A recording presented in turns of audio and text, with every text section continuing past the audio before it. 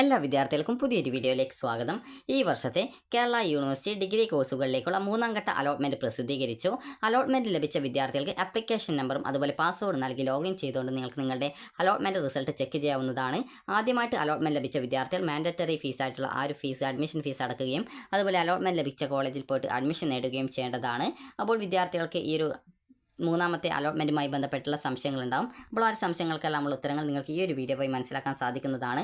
അപ്പോൾ ഈ ഒരു തേർഡ് അലോട്ട്മെൻറ്റിന് ശേഷം നിങ്ങൾക്ക്, അതായത് സെക്കൻഡ് അലോട്ട്മെൻറ്റിന് ശേഷം നിങ്ങൾ ടെമ്പററി അഡ്മിഷൻ നേടിയിട്ടുള്ള ഒരു വിദ്യാർത്ഥിയാണെങ്കിൽ നിങ്ങൾക്ക് തേർഡ് അലോട്ട്മെൻറ്റ് വന്ന സമയത്ത് മറ്റൊരു കോളേജിൽ കിട്ടിയിട്ടുണ്ടെങ്കിൽ ആ ഒരു പുതിയ കോളേജിൽ അഡ്മിഷൻ, പെർമനൻറ്റ് അഡ്മിഷൻ നേടേണ്ടതാണ്.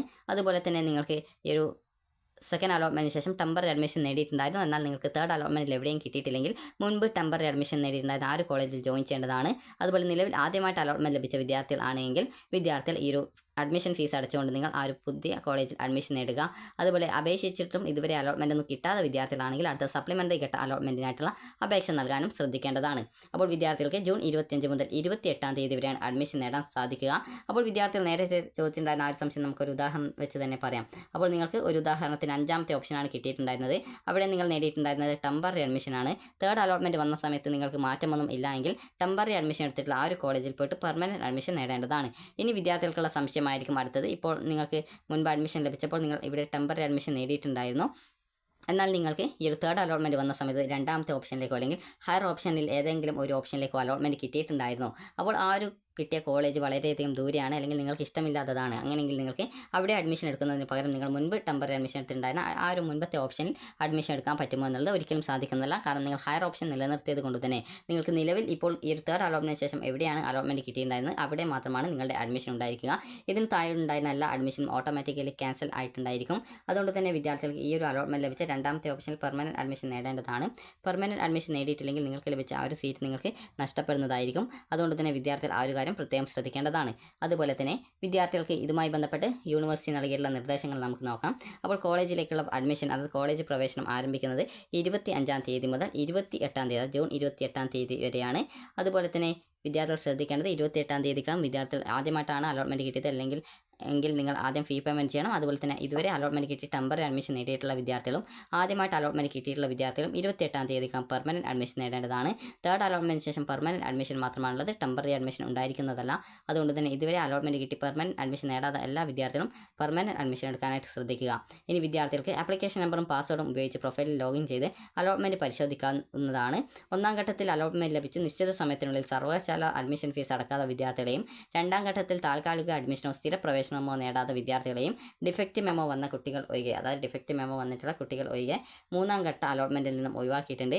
ഈ ഒരു വിദ്യാർത്ഥികൾക്ക് താല്പര്യമുള്ള പക്ഷം 3ാം അലോട്ട്മെൻറ്റിന് ശേഷം വരുന്ന സപ്ലിമെൻ്ററി അലോട്ട്മെൻറ്റിലേക്ക് പുതിയ ഓപ്ഷൻസ് നൽകിക്കൊണ്ട് അലോട്ട്മെൻറ്റ് പ്രക്രിയയിൽ തുടരാവുന്നതാണെന്ന് പ്രത്യേകം സൂചിപ്പിച്ചിട്ടുണ്ട്. അതുപോലെ തന്നെ 1ാം ഘട്ടത്തിലോ 2ാം ഘട്ടത്തിലോ അലോട്ട്മെൻറ്റ് ലഭിച്ച് സർവകലാശാല ഫീസ് അടച്ച വിദ്യാർത്ഥികൾ വീണ്ടും ഈ ഒരു ഫീസ് അടയ്ക്കേണ്ട ആവശ്യമില്ല. അതുപോലെ തന്നെ 3ാം ഘട്ടത്തിൽ പുതുതായിട്ട് അലോട്ട്മെൻറ്റ് ലഭിച്ച വിദ്യാർത്ഥികൾ പ്രൊഫൈലിൽ ലോഗിൻ ചെയ്ത് ക്ലിക്ക് ഹിയർ ഫോർ പേയ്മെൻറ്റ് എന്നുള്ള ലിങ്കിൽ ക്ലിക്ക് ചെയ്തുകൊണ്ട് ഓൺലൈനായിട്ടാണ് വിദ്യാർത്ഥികൾ സർവകലാശാല അഡ്മിഷൻ ഫീസ് അടച്ച് അലോട്ട്മെൻറ്റ് മെമ്മോ ഡൗൺലോഡ് ചെയ്യേണ്ടതാണ്. അലോട്ട്മെൻറ്റ് ലഭിച്ച വിദ്യാർത്ഥികൾക്ക് അലോട്ട്മെൻറ്റ് ലഭിച്ച കോളേജ്, കോഴ്സ്, കാറ്റഗറി, അഡ്മിഷൻ തീയതികൾ എന്നിവ നിങ്ങളുടെ അലോട്ട്മെൻറ്റ് മെമ്മോയിൽ ഉണ്ടായിരിക്കും. അത് കറക്റ്റായിട്ട് നിങ്ങൾക്ക് പരിശോധിക്കാൻ സാധിക്കുന്നതാണ്. അതുപോലെ തന്നെ വിദ്യാർത്ഥികൾക്ക് അലോട്ട്മെൻറ്റ് മെമ്മോയിൽ പറഞ്ഞിരിക്കുന്ന തീയതിയിൽ തന്നെ കോളേജിൽ ഹാജരാവേണ്ടതാണ്.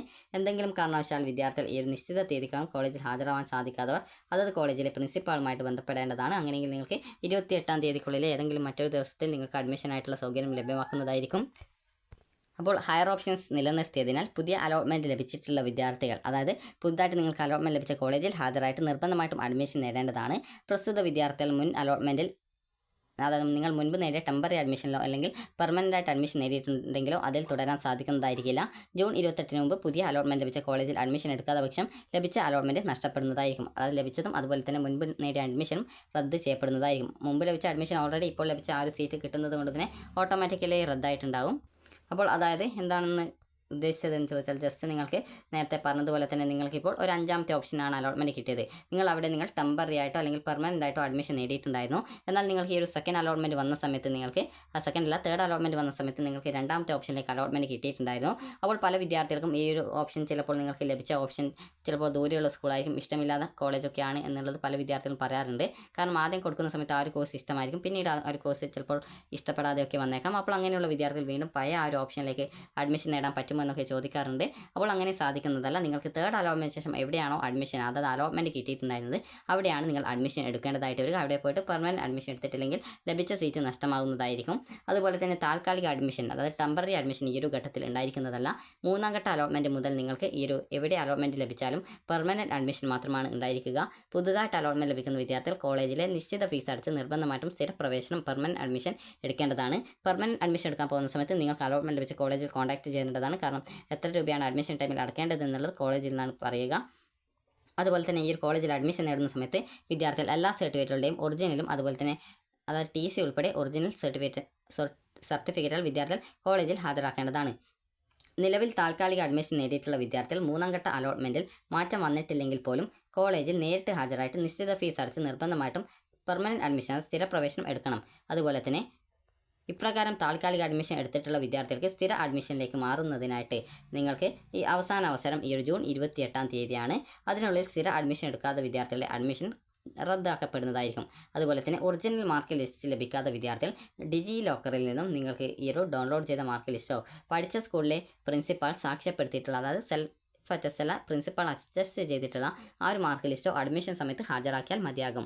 അതുപോലെ തന്നെ അഡ്മിഷൻ ലഭിക്കുന്ന എല്ലാ വിദ്യാർത്ഥികൾക്കും ആധാർ ID നിർബന്ധമായിട്ടും ഉണ്ടായിരിക്കേണ്ടതാണ്. അതിനാൽ തന്നെ നിലവിൽ ആധാർ ID ഇല്ലാത്ത വിദ്യാർത്ഥികൾ ആണെങ്കിൽ വിദ്യാർത്ഥികൾ അഡ്മിഷൻ തീയതിക്ക് മുൻപായിട്ട് www.abc.gov.in എന്ന വെബ്സൈറ്റ് സന്ദർശിച്ച് ആധാർ ID ജനറേറ്റ് ചെയ്യേണ്ടതാണ്. അപ്പോൾ വിദ്യാർത്ഥികൾക്ക് ഈ ഒരു തേർഡ് അലോട്ട്മെൻറ്റ് ശേഷം നിങ്ങൾക്ക് എവിടെ നിങ്ങൾ ടെമ്പററി ആയിരുന്നാലും അല്ലെങ്കിൽ ആദ്യമായിട്ടാണ് അലോട്ട്മെൻറ്റ് കിട്ടിയത് എന്നിരുന്നാലും അതുപോലെ മുൻപ് ടെമ്പററി അഡ്മിഷൻ നേടിയിട്ടുണ്ട് ഈ ഒരു തേർഡ് അലോട്ട്മെൻറ്റ് വന്നപ്പോൾ നിങ്ങൾക്ക് മാറ്റമൊന്നുമില്ല അല്ലെങ്കിൽ നിങ്ങൾക്ക് മുൻപ് ടെമ്പററി അഡ്മിഷൻ നേടിയിട്ടുണ്ടായിരുന്നു ഈ ഒരു അലോട്ട്മെൻറ്റ് വന്നപ്പോൾ മറ്റൊരു കോളേജിലേക്കാണ് മാറ്റം ലഭിച്ചിട്ടുള്ളതെങ്കിൽ നിങ്ങൾക്ക് അവസാനമായിട്ട് എവിടെയാണ് നിലവിൽ നിങ്ങളുടെ അഡ്മിഷൻ ഉള്ളത് ടെമ്പററി ആയിട്ടാണ് എങ്കിൽ അല്ലെങ്കിൽ ആദ്യമായിട്ടാണ് കിട്ടിയതെങ്കിൽ നിങ്ങൾ പോയിട്ട് പെർമനൻറ്റ് അഡ്മിഷൻ നേടാൻ ശ്രദ്ധിക്കുക.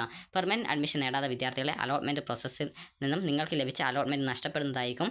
അതുപോലെ തന്നെ ഇതുവരെ 1-2 അലോട്ട്മെൻറ്റുകളിൽ അലോട്ട്മെൻറ്റ് ലഭിച്ച് അഡ്മിഷൻ നേടാതിരുന്ന വിദ്യാർത്ഥികളെ ഈ ഒരു അലോട്ട്മെൻറ്റിൽ നിന്ന് പുറത്താക്കിയിട്ടുണ്ട്. അങ്ങനെയുള്ള വിദ്യാർത്ഥികൾക്ക് സപ്ലിമെൻ്ററി ഘട്ടത്തിൽ നിങ്ങൾക്ക് പുതിയ ഓപ്ഷൻസ് നൽകിക്കൊണ്ട് നിങ്ങൾക്ക് അലോട്ട്മെൻറ്റിൽ പങ്കെടുക്കുന്നതിനുള്ള അവസരം ഉണ്ടായിരിക്കുന്നതാണ്. അപ്പോൾ വിദ്യാർത്ഥികൾ ശ്രദ്ധിക്കേണ്ടത് ഈ ഒരു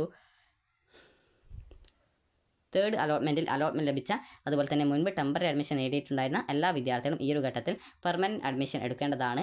അപ്പോൾ ഈ ഒരു വീഡിയോ ഉപകാരപ്രദമായിട്ടുണ്ടെങ്കിൽ ലൈക്ക് ചെയ്യുക, ഷെയർ ചെയ്യുക. Thank you for